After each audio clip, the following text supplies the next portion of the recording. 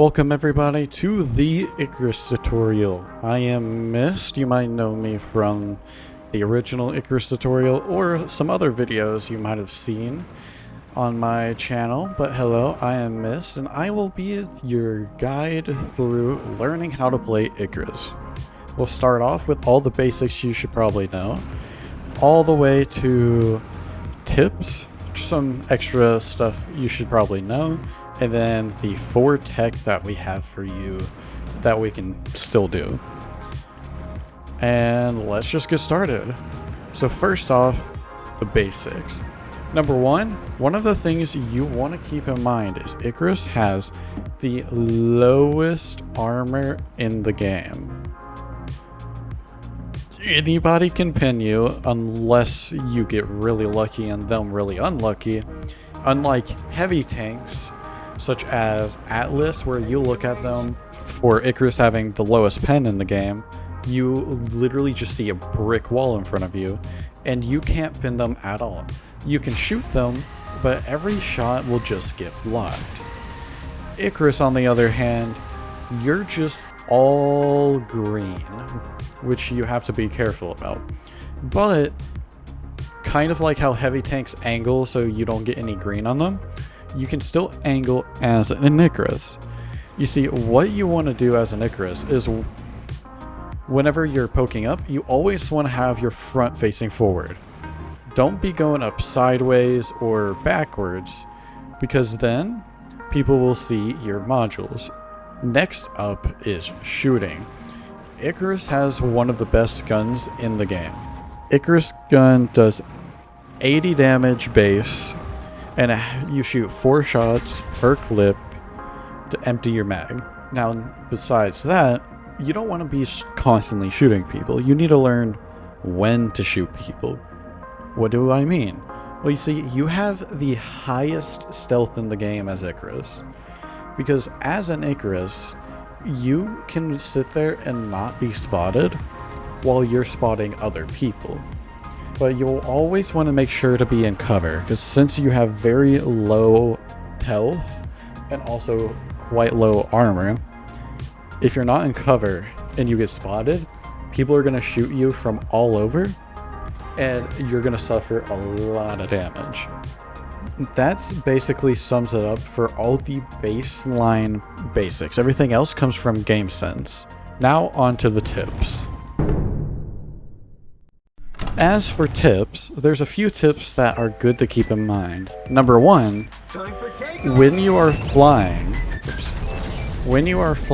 and you switch back to your tank form, you will not take any fall damage at all. Also, another tip to keep in mind are when you're activating your thrust, make sure there is nothing above you. Because let's say I activated it in this area, I would hit the ceiling and get tracked, and then I would be stuck on the ground. And sometimes even being right up on a wall can have the same effect, where it might track you and make your flight a little weird. And also sometimes you can even have some people jump on top of you to prevent you from flying. And a lot of the times that happens, either you get tracked and you can't fly, or you get stuck on the ground and your thrust will work. It's just you can't pull up and you're just sliding across the ground until you go up on a hill, and then you lose traction on that surface, and then you can actually start pulling up. So keep that in mind as well. You want to be careful about. Now, onto the 4 tech. Now, there's various tech you're able to do. We have 4, so we can't use the others anymore. The first one is the good old Wingshot. All you do is you trade your height for speed by dipping down sort of on your wing. Now you do a bit more diagonally. So you dip down and you get a lot of speed that lets you... I know it seems like a simple movement, but it's very helpful because it gives you all this speed. I'm very zoomed out, so it might have been hard to see. but you're able to quickly get away. So if you're running a stealth build and you get spotted, you can do a Wingshot to dip and flee. Now, if you were familiar with the old Wingshot, you probably also know about the Wingshot loops. You can still somewhat do them. Not very easily, I will say. But if you play it correctly, let's say there's a tank right here.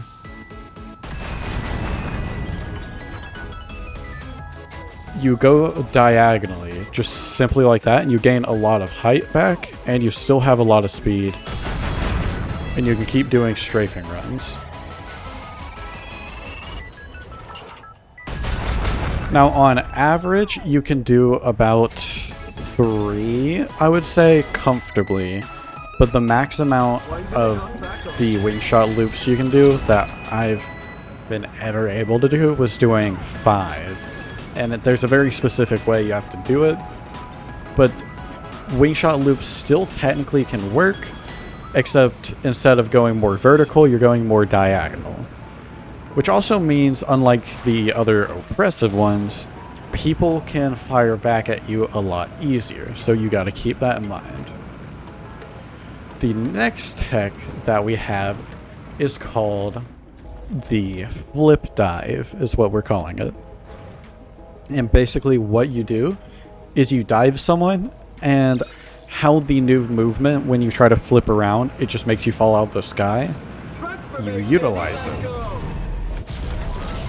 So let's say there's someone over on that gray platform down there.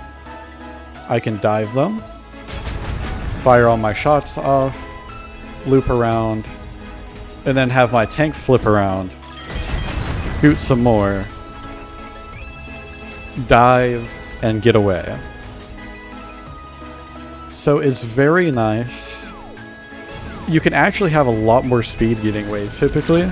So it's very nice to get 2 strafes in, where it's a lot harder to shoot you as well since you're going just like right over them. To then fly over them by doing a strafe, reload, flip around, shoot them, fly off. Very strong. Now next up is a good old tech called the Flingshot. You can't do it as effectively anymore, but it still works. All you do is you go up and do the same movement you would with the Wingshot, where you dip your wing down, do the Wingshot, and turn back into a tank. And you're able to keep a lot of momentum by doing that.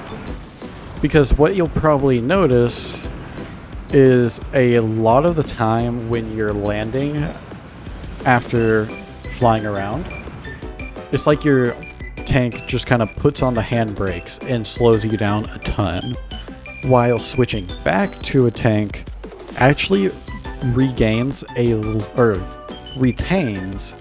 lot of your speed, which is also very helpful for getting away, because technically you can get further by turning back into a tank, because you can just skid across the ground, and if you hit like a hill, you can basically send your tank flying and bouncing around, where you can get a whole lot further than you would just simply gliding. Simply for the fact of you don't even slow down. Now the original Flingshot, you're actually able to get a weird speed boost whenever you switch back into a tank. But now it's just good in the fact of while you're gliding, you slowly lose altitude and get slower. But when you're in tank form, that doesn't happen. So you sort of gain a bunch of speed, point upwards a little bit, so then you can fling your tank like in the sky, and then just kind of fly by. The more speed, the better. Because that'll make that fling a lot more, and you'll get a lot further. And now, for the last tech that we have today, which we call it the Wingbounce. Some of you might recognize it because it's an old tech, actually. We used to be able to do it, But then they changed how flight works, where you got tracked basically immediately if you had the slightest inconvenience. But now it's not as bad, so we don't get tracked too easily. So now the Wingbounce is back. Typically what you used to do before is ram your side into like an object like a wall, and you would just bounce off of it, change your trajectory out of nowhere, so it's very good for evading shots. But now if you ram a wall, you're going to get tracked. But you can tap the bottom of your tank, which then, as you can see, it kind of bounces off of the surface. This only happens during thrust mode, by the way. But during thrust mode, you can sort of tap the bottom of your tank on a surface, whether it's a simple hill or something more like that, and you'll bounce off of it, and it will help change your trajectory. But again, it only happens during thrust mode.